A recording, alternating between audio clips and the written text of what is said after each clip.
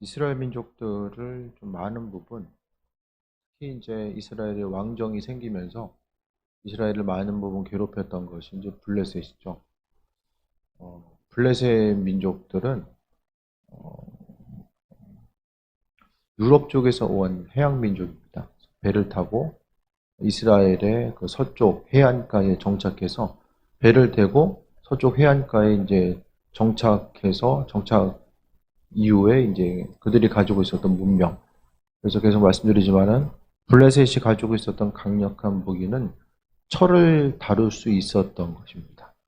그래서 블레셋은 철길제, 이제 철기로서 무기를 만들고 그다음에 이제 농사에 쓸 수 있는 그런 도구들을 만들므로 인해서 또 여러 가지 이제 이스라엘 민족들을 압박하고 여러 가지 면에서 그들 나름대로의 이제 문화 문명을 일으켜 나가게 됩니다.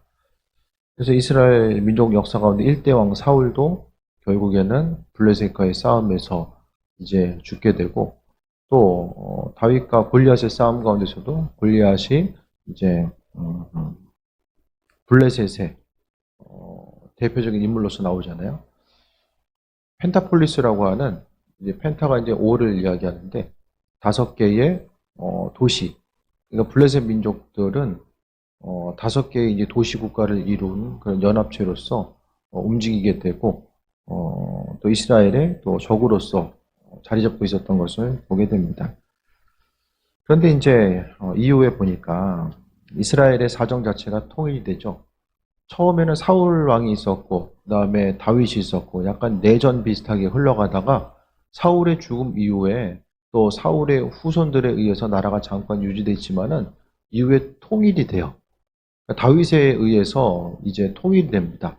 그래서 다윗은 통일 왕국, 그러니까 이제 온전하게 물론 나눠져 있어서 통일이 아니라 이제 그 순간에는 북이스라엘과 남유다처럼 그러니까 처음에 이제 씨앗이 그렇게 돼 있었어요. 그러니까 솔로몬 이후에 남한국과 북이스라엘이 그냥 갈라졌던 것이 아니라 사람들의 정서 자체가 다른 거예요. 남쪽은 유다 지파를 중심으로 해서 이제 움직이게 되는데 북쪽은 에브라임 지파. 에브라임이 누구입니까? 요셉의 후손이잖아요. 그러니까 요셉의 후손은 이제 그 조상 때를 이야기하면은 북이스라엘의 핵심적인 지파 자체가 에브라임 지파인데 에브라임이 자신들을 자랑스럽게 생각할 수 있었던 것은 그의 조상, 그러니까 첫 이제 출발점이 되는 야곱의 후손들 중에서 이제 각 지파가 생성이 되잖아요. 그런데 이제 요셉 지파는 없어요. 요셉 지파는 그 에브라임과 이제 므낫세로 나뉘게 되는데 에브라임은 그의 이제 그 아버지, 할아버지의 할아버지 계속 올라가면서 그의 조상이 있었기 때문에 이스라엘 민족들이 애굽에서 그래도 편히 이제 쉬다가 나오고 또 그의 그 요셉 때문에 그러니까 요셉의 후광을 항상 생각을 했었던 거죠. 그래서 유다 지파보다는 항상 자신들이 조금 우월한 위치에 있어야 된다는 생각들을 좀 하고 있었던 것 같아요. 그래서 중간중간에 이제 사사 시대도 그렇고 약간 그 공동체 가운데서 좀 스스로의 우월주의를 내세우고자 하는 모습들이 이제 에브라임 지파 가운데 나온 이유는 결국 이제 요셉 때문에 그런 일들이 나타나게 되는 거죠. 그래서 이제 나중에 사울은 철저하게 이제 북왕국을 중심으로 해서 이제 움직이게 되는데 나중에 이제 남쪽은 유다 지파를 중심으로 해서 움직이게 되고 그래서 이제 결국에는 치열한 이제 다툼 가운데서 있었지만은 결국 다윗에 의해서 통일 왕국을 이루게 됩니다. 근데 문제가 생겨요. 이전에는 그 블레셋이 보기에 다윗은 적들의 적이기 때문에 그러니까 사울의 적이 있었기 때문에 사울은 블레셋의 적이고 또한 다윗도 사울과는 좀 이렇게 적을 지고 있었잖아요. 그렇게 하다 보니까 이전에는 다윗이 살아있는 것 자체가 블레셋 민족에게 도움이 된다라고 생각을 했습니다. 그래서 이제 그냥 옆에서 활동하는 것을 그냥 내버려 뒀는데 어느 순간 보니까 다윗이 통일 왕국을 이루게 되고 또 이제 지역에서 어떤 힘을 키워가는 모습이 비춰지는 거예요. 그래서 이제 사울 이후에 블레셋의 적은 바로 다윗에게로 이제 초점이 맞춰지게 됩니다. 그래서 17절 보면은 이스라엘이 다윗에게 기름을 부어 이스라엘 왕으로 삼았담을 블레셋 사람들이 듣고 블레셋 사람들이 다윗을 찾으러 다 올라오매 다윗이 듣고 요새로 가니라. 다윗을 찾으러 올라갔다는 것은 다윗을 죽이기 위해 올라갔다는 거죠. 뭐 인사하기 위해 온 것이 아니라 죽이기 위해서 올라온 것을 이야기합니다. 다윗의 그 모습을 보게 되면 그는 왕으로서의 하나님을 만나기도 했고 또 목동으로서 추위와 더위와 맹수의 위협 앞에 있었던 이 목동으로서 가장 높은 곳에서도 하나님을 만났었고 또 낮은 곳에서도 하나님을 만났었고 무엇보다도 이스라엘 민족에게 있어서의 가장 중요한 것은 하나님과의 친밀함. 그러니까 다윗에게서 나타나는 가장 중요한 것이 하나님과의 친밀함으로 이제 나타나게 됩니다.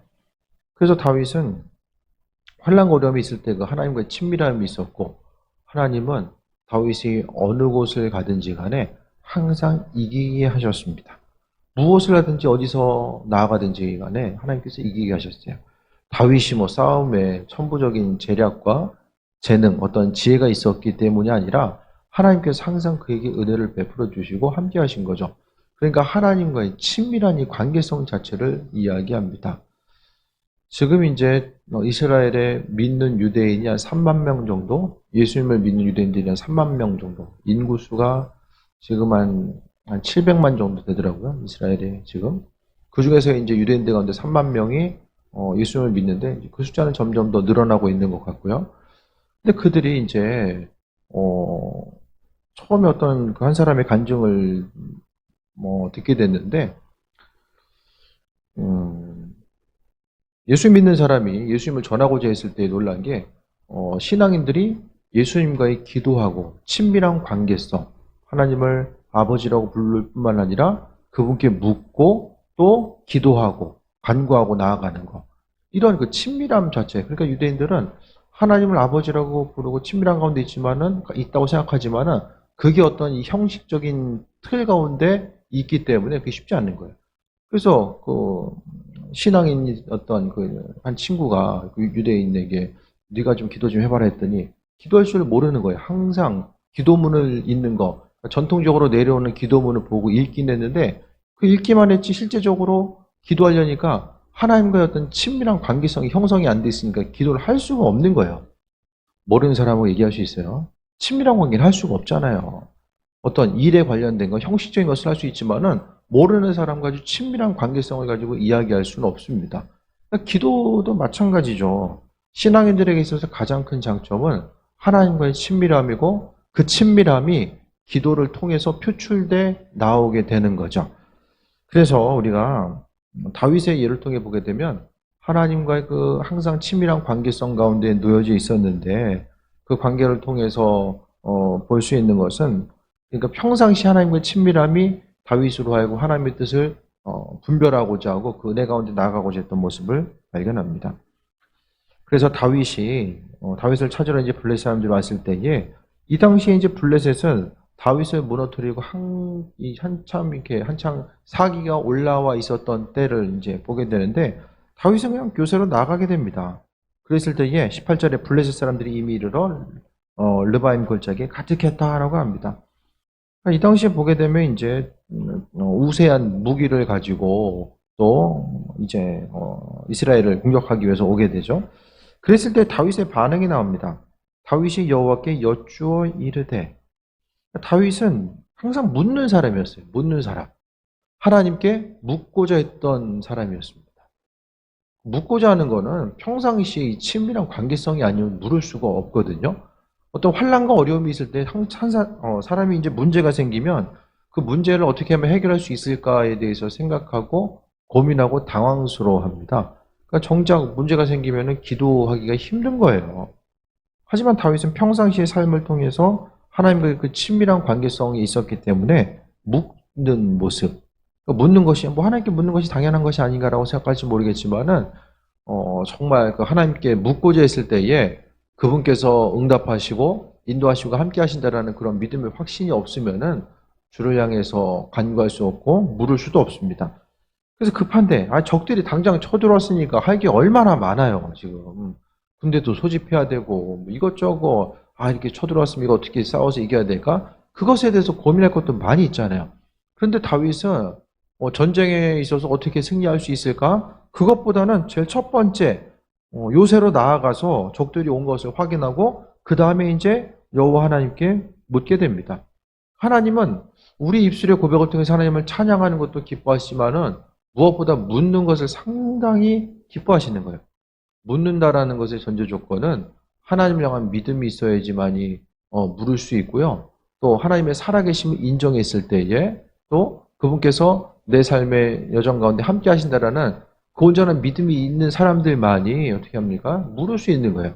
그러니까 묻는다라는 것은 우리가 생각하는 것보다 훨씬 더 많은 그 의미성을 갖게 됩니다. 그러니까 믿음에 있어서의 아주 강력한 표현 자체가 묻는 거예요, 묻는 거.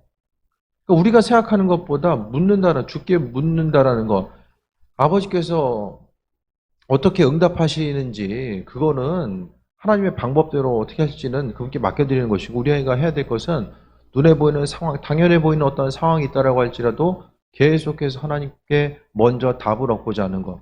그래서 어떤 문제가 있을 때 항상 여러분이 삶에 있어서의 패턴, 또 삶을 살아가는 방식 자체가 하나님께 묻고자 하는가. 어떤 좋은 일이 있을 때에도 하나님 이것이 하나님께서 허락하신 것인지에 대해서 한 번 더 묻게 되고, 그 왜 좋은 것으로 함께 하셨으면 왜 주셨는지에서 한번 물을 수 있는 것이고, 힘든 상황이 있으면 힘든 상황이 왜 내게 닥쳤는지, 또 그 상황을 어떻게 이기고 나아갈 수 있는지에 대해서도 오늘 다윗처럼 물어볼 수 있는 것이고, 또 한 가지 하루하루의 기도하고 나아가는 과정 가운데서도 그날 하루의 삶을 돌아보고 하나님 보시기에 합한 것은 무엇이고 합하지 않은 내용들은 무엇이었는가, 날마다 주님 보시기에 합한 삶을 살아가고 마음과 생각이 이 사단에게 휘둘리는 것이 아니라 주님 보시기에 합한 것으로서 항상 충만하게 채워받고 나아가야 되는데, 그런 부분들에서 한번 계속해서 물어보는 거죠.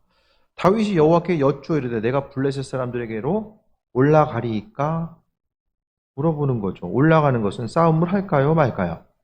그것을 이야기하는 거예요. 다윗의 기도가 어떻습니까? 두려워가지고 하나님 이거 큰일 났습니다. 이거 내가 어떻게 해야 될까요? 그런 기도가 아니라 이 마음에 보면 여유가 있어요. 여유가.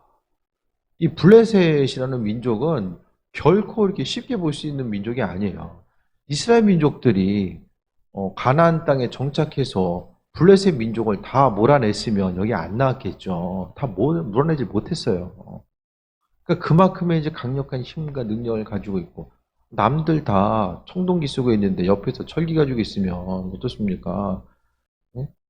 곡괭이질을 해도 청동기 가지고 하는 것보다 쇠를 가지고 하는 게, 청동기 가지고 예를 들어서 한 100번, 1000번 쓰다 보면 이게 부러지면은 철기는 한 10,000번도 쓸 수 있는 거예요. 그러니까 농업이 생산성이 올라가고 농업의 생산성이 향상된다는 것은 잉여전 있는 것이고 그만큼의 부강함을 누릴 수 있는 거예요.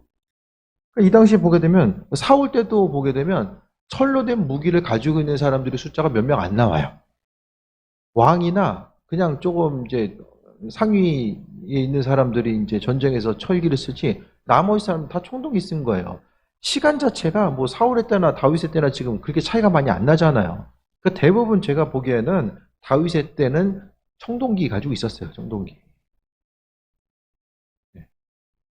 근데 지금 철기 문화를 철로 된 무기를 가지고 있는 사람들 앞에서 전쟁을 해야 되는데 칼과 칼끼리 이제 부딪히게 되면 강도가 떨어져요. 쇠보다는 이게 청동기가 강도가 떨어지니까 이거 마음에 이거 잘못 부딪히면은 칼이 깨져. 칼이 깨지면 어떻게 됩니까? 죽잖아요. 뭐 가지고 싸워요? 그만큼의 이제 이 전쟁 자체가 쉽게 이야기하면 이제 기울어진 운동장이에요. 그런 상황에 이제 놓여 있을 때에 다윗이 여유를 가지고 여쭤봅니다. 내가 블레셋 사람에게로 올라가리이까? 물어본 거죠. 하나님한테. 싸울까요, 말까요? 그러니까 이제 여호와께서 이야기하십니다. 그들을 내 손에 넘기시겠나이까 하니, 여호와께서 그러니까 물어보는 것 자체가 올라가리까라고 물어본 것은 내가 이길 수 있겠습니까? 하나님께서 쉽게 이야기하면 전쟁에 있어서 하나님께서 이기게 하시겠습니까? 라고 하나님께 묻는 거죠. 그랬을 때에 그들을 내 손에 넘기시겠나이까 하니 여호와께서 다윗에게 말씀하시되 올라가라. 내가 반드시 블레셋 사람을 내 손에 넘기리라 하신지라라고 합니다.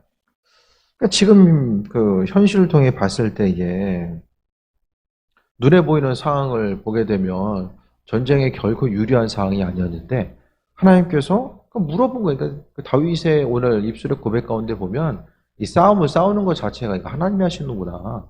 그것에 대해서 아주 머리에 확고하게 그 믿음 자체가 완전히 서 있는 거예요. 목회를 하던 여러분이 뭐 개인적으로 어디서 무엇을 하든지 간에 그 일을 이루시는 것은 하나님께서 이루신다라는 거. 그것에 대해서 분명하게 마음속에 중심이 서 있게 되면은 그로 인해서 승리하는 귀한 삶을 살 수 있게 됩니다. 그러니까 결국 날마다 우리가 직면하게 되는 문제는 이제 주인을 잊어버리고 살아가는 것 자체가 가장 큰 문제죠. 내 삶에 있어서의 주인이 누구인지 또 그 주인께서 내 삶을 통해서 행하시는 것들이 무엇인지를 잊어버리다 보면은 어떤 다윗 앞에 어떤 문제가 펼쳐졌을 때에 다윗처럼 마음에 좀 여유와 죽게 묻는 것이 아니라 항상 그 문제를 어떻게 하면 해결할 수 있을까에 대해서 급급하다가 문제 생기면은 마음이 불안하고 넘어가면은 그냥 살만하고 이런 부분들이 이제 계속해서 이어지게 되는 거예요. 하나님께서 이기게 하신다고 하니까 어떻게 합니까? 하나님 어떻게 이기게 하시겠습니까? 제가 나가가지고 뭐 어떤 마음으로 어떻게 싸워야 될까요? 뭐 그것에 대해서도 나오지 않아요. 하나님께서 그냥 다 말씀해 주세요. 1차 공격과 이제 2차 공격이 있을 때도 하나님께서 말씀하시고 인도하시고 함께 하시는 것들에 대해서 보게 됩니다. 그래서 어떻게 됩니까? 20절에 다윗이 바알브라심에 이르러 거기서 그들을 치고 다윗이 말하되 여호와께서 물을 흩음같이 내 앞에서 대적들을 흩으셨나이다 하므로 그곳의 이름을 바알브라심이라 부르니라. 그러니까 물이 흩음같이 하나님께서 이기게 하시고 은혜로 베풀어 주셨어요. 그러면서 21절에 보니까 블레셋 사람들이 그들의 우상을 버렸으므로 다윗과 그의 부하들이 치웠다라고 합니다. 우상을 사사시대 때에 어떻게 합니까? 벗게 가지고 갔다가 뺏기잖아요. 마찬가지로 이들이 우상을 가지고 왔다가 도망가기 바빠가지고 그러니까 자신들에게서 우상을 버렸다라는 것은 그들의 신을 버리고 도망간 거야. 정말 급했던 거예요. 네. 뭘 챙기고 자시고 할 그게 아니라 당장 죽게 되었기 때문에 있는 우상들 놓고 다 도망간 거죠. 그러니까 결국 하나님께 물어보고 또 그분의 음성 듣고 움직이고 반응함을 통해서 전쟁에 승리하는 모습을 보게 됩니다. 그 다음에 2차로 또 이제 다시 좀 더 볼까요? 22절. 블레셋 사람들이 다시 올라와서 르바임 골짜기에 가득한지라. 23절 다윗이 여호와께 여쭈니 이르시되 올라가지 말고 여쭤보았을 때 하나님께서 말씀하신 거 올라가지 말고 그들 뒤로 돌아서 뽕나무 숲을 맞은편에서 그들을 기습하되 뽕나무 꼭대기에서 걸음 걷는 소리가 들리거든 곧 공격하라. 그때에 여호와가 너보다 앞서 나가서 블레셋 군대를 치리라 하신지라. 그래서 다윗이 여호와의 명령대로 행하여 블레셋 사람들을 쳐서 게바에서 게셀까지 이르니라. 그러니까 하나님께서 그 다음 전쟁, 그러니까 한 번이 도망갔다가 이제 재정비하고 두 번째 이제 붙으러 온 거예요. 그랬을 때에 다윗이 그냥 한 번 물어봤으니까 이제는 이제 이 방법대로 하면 되겠구나. 그것이 아니라 다윗이 또 물어봐요. 그러니까 다윗에게 있어서의 전쟁의 패배 기록이 성경에는 나오지 않아요. 제가 아는 한 다윗이 뭐 패배했다라는 거. 순간적으로 이제 아들의 반란 때문에 도망갔다는 얘기는 있지만은 전쟁에 패했다는 얘기 자체는 없어요. 수많은 싸움들. 그러니까 이제 이스라엘 민족들 가운데서 전쟁 가운데 가장 그 승리했었던 거, 전쟁에서 패가 없는 거야. 계속해서 하나님께서 다윗으로 하여금 승리하게 하시고 은혜로 함께 하셨던 내용들에 대해서 발견하게 되는데 그거 어떻게 전쟁에서 지지 않고 그 청동기 가지고 어떻게 이길 수 있었을까? 그 내용들을 보게 되면 결국 다윗은 하나님께 계속해서 물어보는 사람, 그 물어본 것 자체는 평상시의 삶을 통해서 있어서의 하나님과의 친밀한 관계성을 통해서 하나님께 묻는 훈련이 돼 있던 사람. 네. 묻는 훈련, 묻는 습관이 돼 있던 거예요. 근데 그가 죄질 때는 어떻게 해요? 묻지 않았어요. 인구조사할 때나 밧세바 데려올 때나 하나님께 안 물어봤잖아요. 묻지 않았을 때는 항상 문제가 생기고 그 사람이 좀 하나님 싫어하실 텐데 그런 생각할 때는 하나님께 안 물어보잖아요. 스스로 하고 싶은 거 막 정말 하고 싶은 거 있을 때 그럼 물어보세요? 그땐 잘 안 물어보죠. 물어봐가지고 혹시 하나님께서 안 된다고 하면 안 되니까 우선 저지르고 보는 거야. 내가 하고 싶은 거 잽싸게 하고. 근데 조금 이제 긴가민가한 것들, 어려운 문제를 한 번 더 물어보고. 그러면 이제 응답 안 되는 거예요. 뭐든지 간에 다윗이 하나님께 물어봤던 것처럼 두 번째 전쟁도 첫 번째 이겼으니까 두 번째도 그냥 그렇게 하면 되겠다. 그게 아니라 또 물어보는 거예요. 그런데 물어보니까 이 방법이 달라지는 거죠. 나름대로 한 번 졌기 때문에 이제 블레셋 민족들도 한 번 또 대비를 하고 왔겠죠. 그랬을 때에 기습을 해라. 그러면서 하나님께서도 하시는 말씀이 그때 여호와가 너보다 앞서 나가서 블레셋 군대를 치리라 하신지라. 요즘 시대는 제가 자주 이렇게 길을 만드는 것에 대해서 비유로 많이 말씀드리지 않아요. 없는 길 만들어 가려면은 요즘 길 만드는 게 힘드니까 고속도로도 어떻게 한다고 해요? 지하를 판다고 하잖아요. 땅 매입하고 이게 힘든 거예요. 돈도 많이 들고. 오죽했으면은 그게 길 만드는 게 지상이 얼마나 힘들었으면은 고속도로 있는 데다가 지하를 파가지고 지하로 고속도로를 만든다고 이야기하겠어요. 없는 길 만들어가지고 가려면은 너무너무 힘들어요. 그냥 있는 길 가는 것도 힘든데 없는 길 만들어 가려면 얼마나 힘들어요. 근데 있는 길들은 이미 사람들이 다 거기 가 있는 거야. 내가 갈 길이 별로 없어 보여. 그럼 하나님께서 만들어 놓으신 그 길로 가야 되는데 하나님께서 앞서 나가서 일하시고 인도하신다라는 거. 주께서 일하시고 인도하시고 함께 하신다라는 우리가 나아갈 바와 행할 바가 무엇인지에 대해서 하나님은 알고 계시고 은혜로 베푸시고 함께 하신다라는 거예요. 우리가 스스로의 힘과 방법으로 나아가려면 저 선수촌 안에 스타벅스 옆에 이제 땅이 있는데 거기 보니까 350평에 130억인가? 우리 지금 만약에 130억 모으려면은 대대로 한 몇 세대 가야 될 거예요. 네? 대대로 130억 모으려면. 그러니까 모든 일을 행하든지 간에 하나님께서 앞서 나가셔서 만들어 놓으시면 우리는 생각할 수 없고 상상할 수 없는 하나님의 방법들. 그 믿음이 없으면은 도대체 세상을 어떻게 살아나가야만 합니까? 이게 방법들이 없는 거예요. 근데 하나님은 분명히 우리의 사정과 형편을 아시고 우리의 필요를 아시고 또 모든 것을 지켜봐 주고 계시고 또 심지어는 다윗에게 전쟁에 이길 수 있는 방법과 지식까지 주시잖아요. 그럼 다윗은 다윗이니까 하나님 말씀해 주시고 아니죠. 이 당시에 다윗은 하나님 말씀이 우리처럼 이 주어진 상태가 아니에요. 구약의 말씀 자체, 그럼 다윗 뭐 율법의 내용, 그 모세 오경의 내용들을 다윗이 다 알고 있었을까? 그대로 전수돼서 다 알고 있었을까? 그건 또 확실히 몰라요. 율법의 내용을 얼마큼 어느 정도 알고 있었는지 몰라요. 근데 우리는 신구약의 내용을 전부 다 알고 있고 읽을 수 있는 아주 복된 세대. 이것이 언제 일어난 거예요? 유럽의 선진국을 보더라도 한 200년 보면 돼요. 200년. 300년도 안 돼요. 200년 정도 보면 돼요. 지금도 보면은 성경이 번역이 안 돼가지고 소수민족들은 번역하기가 힘들거든요. 성경이 아직 번역이 안 돼가지고 못 읽는 그런 일들도 있고요. 어쨌든 지금 하나님의 뜻에 대해서 우리가 성경을 보다 보면은 그때 이때는 뭔가 구약 시대는 특별해가지고 하나님께서 이스라엘 민족들에게 더 많이 말씀해 주시고 인도하시는 것. 이 시대보다 지금 우리가 더 축복받은 세대입니다. 성경을 통해서 지금도 하나님의 뜻을 말씀해 주시고 알려고 하는 이들, 들으려고 하는 이들에게 그분의 뜻을 인도하시고 비춰주시고 성경을 통해서 분명히 하나님 아버지의 뜻을 우리에게 비춰주신다고 하나님 약속하셨잖아요. 그것에 대해서 신뢰하고 묻는 것. 묻지 않는 것은 물었을 때 하나님의 뜻이 부담스럽거나 또 물어봤자 하나님께서 말씀하신다는 것에 대한 신뢰가 없거나 거의 그 정도 아닐까요? 하나님께서 내 인생에 관심을 기울이고 계시고 은혜와 충만함으로 날마다 함께 하신다는 것에 대한 소망감이 있는 사람들은 한 번 더 하나님께 묻고 답을 얻고 나아가게 되죠. 그래서 묻고자 하는 이들에게 하나님께서는 앞서서 블레셋 군대를 치신다.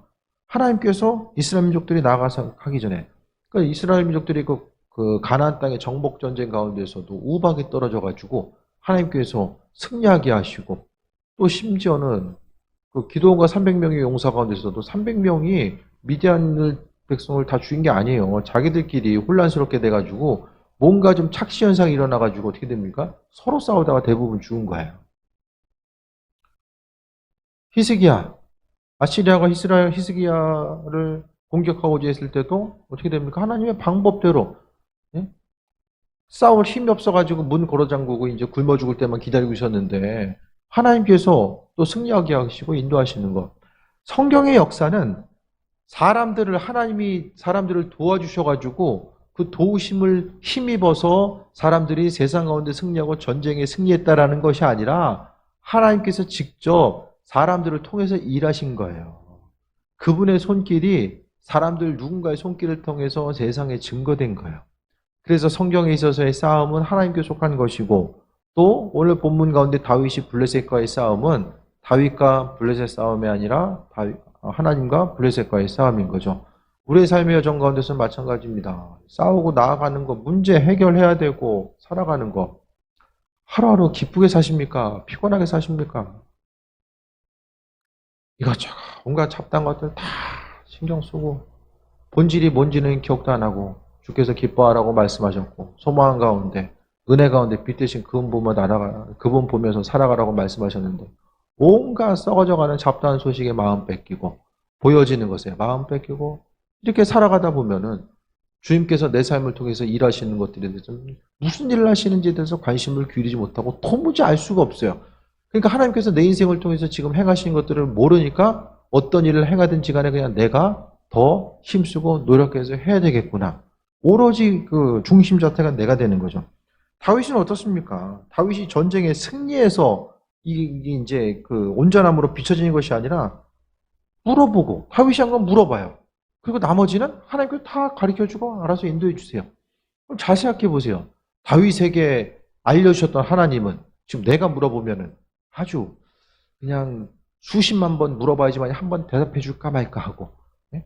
다윗에게는 알려주셨는데 나한테는 별로 관심도 없고 그게 아니잖아요. 똑같은 하나님이시고 신구약의 하나님과 동일한 하나님이시고 지금 이 시대에 이 성령 시대에도 마찬가지로 그분께서 일하시고 함께 하시는데 근데 묻고자 했을 때 하나님께서 알게 하신다라는 그 확신 자체가 없는 거예요.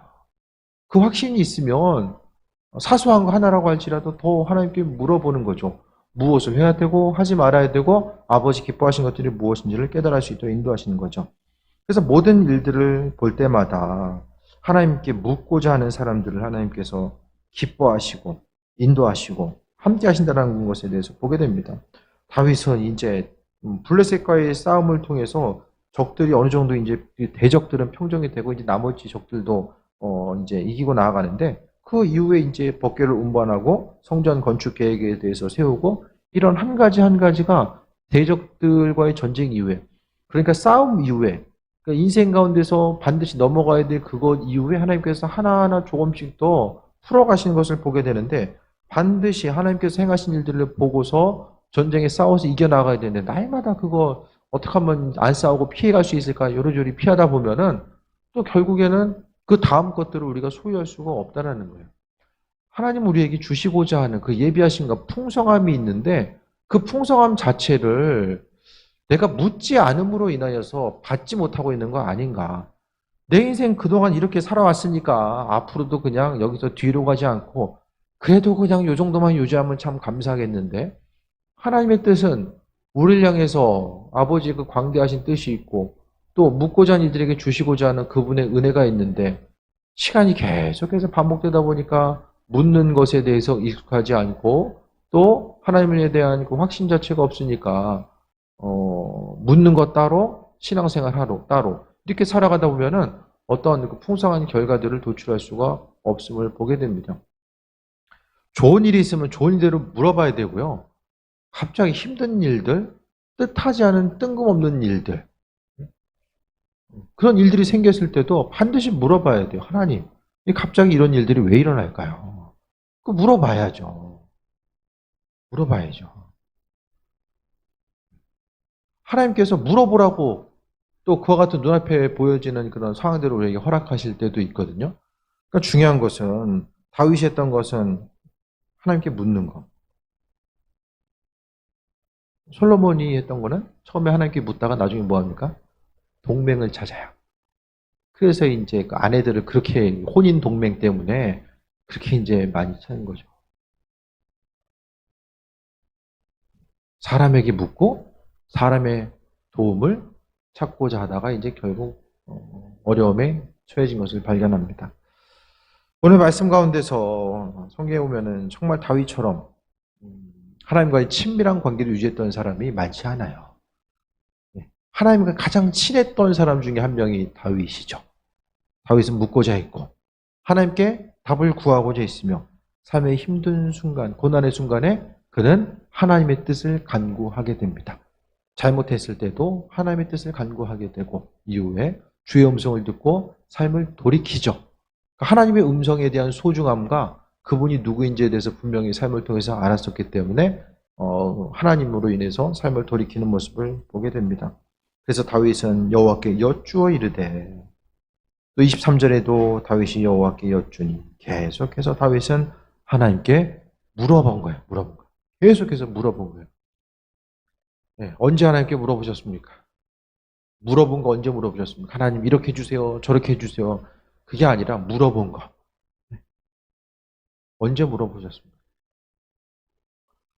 한국에서 신앙생활하는 많은 이들이 묻는 것에 대해서 되게 익숙해 있지 않아요. 간구하는 것은 익숙한데 묻는 것은 익숙해하지 않아요. 잘 묻지 않아요. 응답에 대한 확신이 없기 때문에 잘 물어보질 않아요. 기도하는 방법도 좀 바꿔보세요. 물어보고 주께서 우리의 삶의 열정 가운데 마음의 감동으로 주시는 것들 하나님께서 응답해 주시면은 알아들을 수 있게 응답하시겠죠?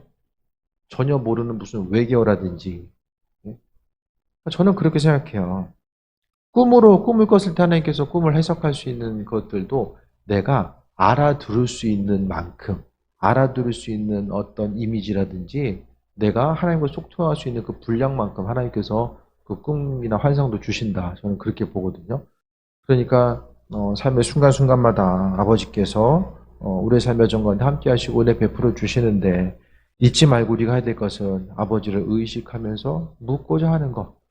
낮에도 묻고 밤에도 묻고 묻다 보면 근데 순간적으로 이제 묻다 보면 하나님께서 마음에 감동 주셨을 때 또 부담스러운 것들이 있거든요.